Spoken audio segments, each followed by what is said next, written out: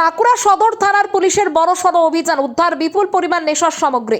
বাঁকুড়ার কেঠারডাঙ্গায় ফের নেশার সামগ্রীর বিরুদ্ধে বড়সড় অভিযান চালালো বাঁকুড়া সদর থানার পুলিশ। গোপন সূত্রে খবর পেয়ে একটি বাড়িতে তল্লাশি চালিয়ে উদ্ধার হয়েছে 22 বোতল নিষিদ্ধ কাপ সিরাপ এবং 3340টি নেশার ট্যাবলেট।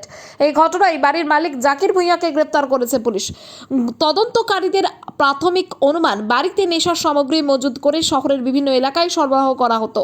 ধৃতকে জিজ্ঞাসাবাদ করে এই চক্রের সঙ্গে অন্যরা কেউ যুক্ত রয়েছে কিনা তাদের খোঁজে তল্লাশি শুরু করেছে পুলিশ।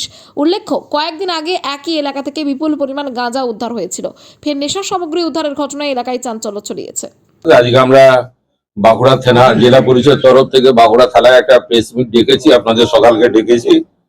কালকে সন্ধ্যেবেলা 21/8/2026 সন্ধ্যেবেলা আমরা সোর্স মারফত খবর পাই যে কেদারডাঙ্গার জাকির ভুঁইয়া বলে একজন, সে কিছু নেশার কাপ সিরাপ যেগুলো হয় সেগুলো এবং নেশার যে ট্যাবলেট যেগুলো সরকারিভাবে ব্র্যান্ড বা প্রচলিত নেই সেগুলো সে বিক্রি করছে।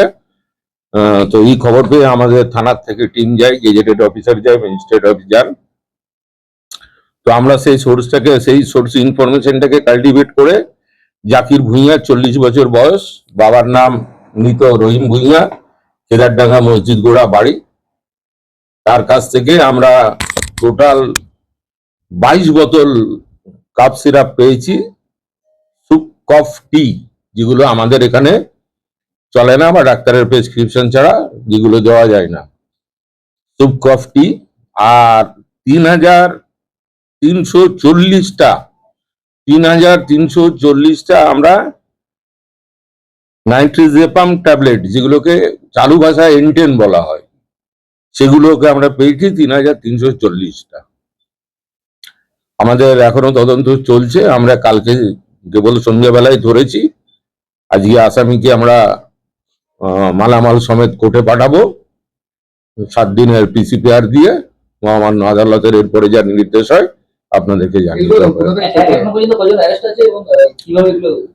এটা আমরা একটা সোর্স মারফত খবর পেয়েছিলাম যে কেদারডাঙ্গার জাকির ভুঁইয়া বলে কেউ একজন এই ব্যবসাগুলো করছে। তো আমরা সেই সোর্স ইনফরমেশনটা কাল্টিভেট করে তারপরে এই ইনফরমেশনটাকে আমরা ওয়ার্কআউট করি। এখন আপাতত একজনই অ্যারেস্ট হয়েছে, কালকে সন্ধ্যাবেলারই ঘটনা। আমরা ওয়ার্কআউট করছি। আমরা এখনই বলতে পারছি না, কেন আমি বারবার বলছি যে এটা কালকে সন্ধ্যাবেলায় ধরা হয়েছে। আমরা পিসিতে নেবো, নিয়ে আমরা প্রলং ইন্ট্রোগেশন যেটাকে বলে সেটাকে আমরা করব। এই র্যাকেটটাকে ভাঙার জন্য আমরা সব রকম চেষ্টা করবো।